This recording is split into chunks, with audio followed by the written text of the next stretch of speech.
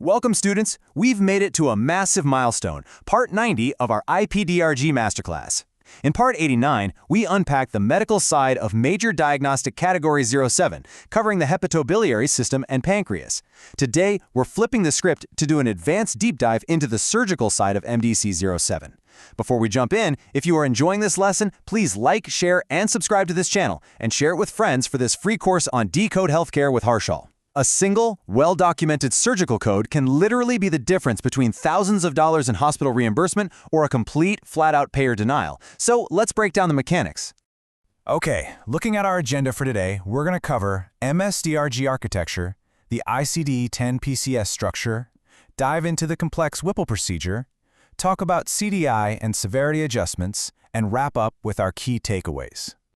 Let's kick things off with Section 1, MSDRG Architecture, the logic engine driving reimbursement.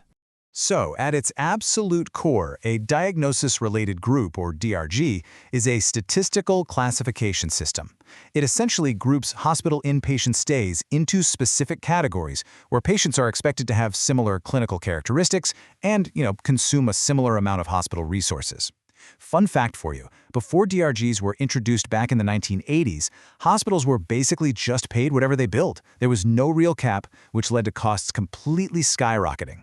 Today, this system is the bedrock of the inpatient prospective payment system used by Medicare and most commercial payers. When we're talking about the modern version used in the US today, we're specifically talking about the Medicare Severity Diagnosis-Related Group, or MSDRG system. Now let's talk about how a case actually gets assigned. The principal diagnosis, meaning the primary reason for admission that is established after study, is your most critical input. This establishes the highest level of classification, known as one of the 25 major diagnostic categories, or MDCs. For instance, if your principal diagnosis is acute pancreatitis or liver failure, boom, you map straight into MDC 07. And this category holds a massive surgical hierarchy. We're talking everything from a routine cholecystectomy all the way up to highly complex TIPS procedures, intricate biliary reconstructions, and even allogeneic liver transplants. But here is the crucial pivot point. Once you're inside an MDC, the grouper logic immediately looks at the procedures performed. If the clinical team performed a significant operating room procedure, as strictly defined by CMS rules, it completely overrides the medical diagnoses. It grabs that case and shifts the patient straight into a surgical DRG partition. If no major OR procedure happened, well, the case just stays in the medical partition. This split is a game changer because it drastically changes both the clinical grouping and the ultimate financial reimbursement for that hospital stay. Moving right along to Section 2, ICD-10-PCS structure, how we precisely code those procedures. Now, unlike diagnosis coding, ICD-10-PCS is strictly procedural, and it is highly structured. Every single code must have exactly 7 characters, no exceptions, no blank spaces. Character 1 is the section. Character 2 is your body system. Character 3 is the root operation. And guys, this one is absolutely critical in hepatobiliary surgeries. We have to ask, are we doing an excision, meaning cutting out just a portion of the liver, a resection, meaning removing the entire organ, or maybe a bypass, like a TIPS procedure? Moving on, Character 4 specifies the exact body part, Character 5 dictates the approach, like is it open or percutaneous, Character 6 identifies any device left in place, and Character 7 is for an additional qualifier. To put that into perspective, let's look at how those 7 characters come together using an open cholecystectomy, a gallbladder removal, as our MDC 07 baseline. We map to Section 0 for medical and surgical. Then body system F for hepatobiliary system and pancreas. Next, root operation T for resection because we are cutting out all of a body part. Then 4 for gallbladder, 0 for an open approach, and Z for no device, and Z again for no qualifier. 0 FT 40ZZ. You can see how this level of exact precision requires coders to meticulously comb through those operative notes. But I want you to think about this. What happens when the physician's documentation for a procedure is ambiguous or incomplete? What if they just don't specify the approach or exactly which anatomical site they operated on? Well, let's look at the real-world revenue cycle management impact of that. Imagine an operative report that just loosely describes removing, quote, some liver tissue. Because it's so unspecified, the grouper might default this to a basic diagnostic or minor procedure DRG. But if a savvy coder raises a clinical documentation query and the surgeon clarifies it was actually a definitive open partial hepatectomy for hepatocellular carcinoma, meaning an excision rather than a simple biopsy, the case is immediately remedied. It shifts to a major liver procedure surgical DRG, which perfectly reflects the true clinical complexity and the intense resources the hospital actually utilized. Let's jump into Section 3, the Whipple procedure, our complex clinical anchor for today. The Whipple procedure, which is technically known as a pancreaticoduodenectomy, is an incredibly advanced, multi-part surgery. It requires a highly skilled surgical team and involves removing the head of the pancreas, the first part of the small intestine, the gallbladder, and the bile duct. This is a massive, resource-intensive procedure that sits right at the very top of the surgical hierarchy in our hepatobiliary DRG families.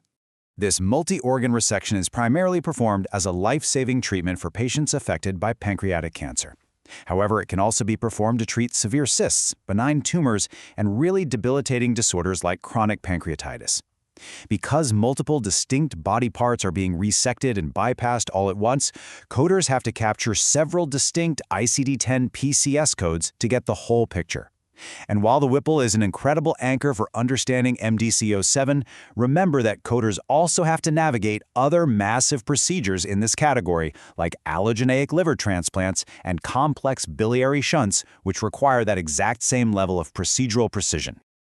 All right, moving right into Section 4, CDI and severity adjustments. Let's talk optimization.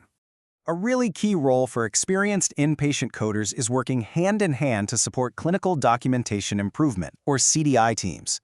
We have to ensure that every single diagnosis and procedure is complete, codable, and fully supported by lab and imaging evidence. For example, if a patient develops a postoperative complication, like a pancreatic fistula or acute tubular necrosis after a Whipple, we need to formally query the physician if the documentation isn't explicitly linked. Discrepancies between the discharge summary and the progress notes are a massive red flag and often cause immediate payer denials.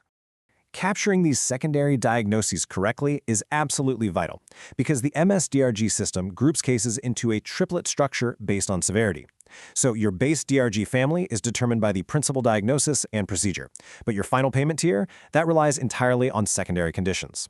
A case can group into a tier with MCC, which stands for major complication or comorbidity, with CC, or without CC/MCC. Let's look at the math in action here.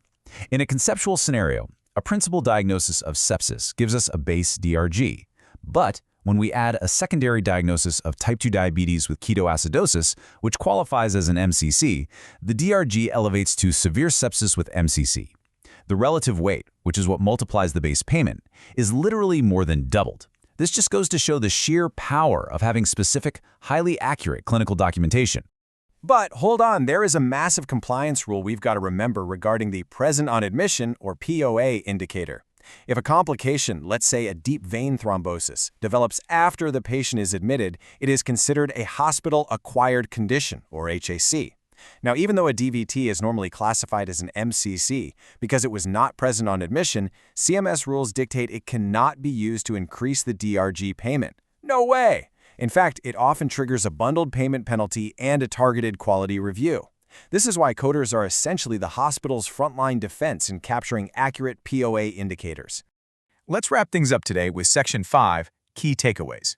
First off, always sequence the principal procedure first. That's the major OR procedure most closely related to the principal diagnosis. That ensures correct surgical DRG assignment. Second, because ICD-10 PCS strictly requires 7 characters, you have to meticulously verify the surgical approach, laterality, and any devices directly from the operative notes themselves. And finally, for accurate reimbursement and rock-solid audit defense, always validate secondary complications against expected surgical squalae. Routine post-op pain, totally expected. But a post-hemorrhagic anemia requiring a blood transfusion, that is a distinct, codable complication that needs to be captured. And that brings us to the end of our MDC07 surgical deep dive. We've seen how just a single character in an ICD-10 code or a simple query for a secondary diagnosis can dramatically alter a hospital's financial survival in an era of incredibly strict margins. It really leaves us with a critical question to ponder. As surgeries like the Whipple become even more advanced and specialized, are our documentation practices evolving fast enough to keep up? Thank you so much for exploring the data with us today. Get ready because in Part 91, we are going to tackle the Advanced Medical DRG deep dive for major diagnostic categories 08, the musculoskeletal system and connective tissue. If you're enjoying this lesson, please like, share, and subscribe to this channel, and share it with friends for this free course on Decode Healthcare with Harshal.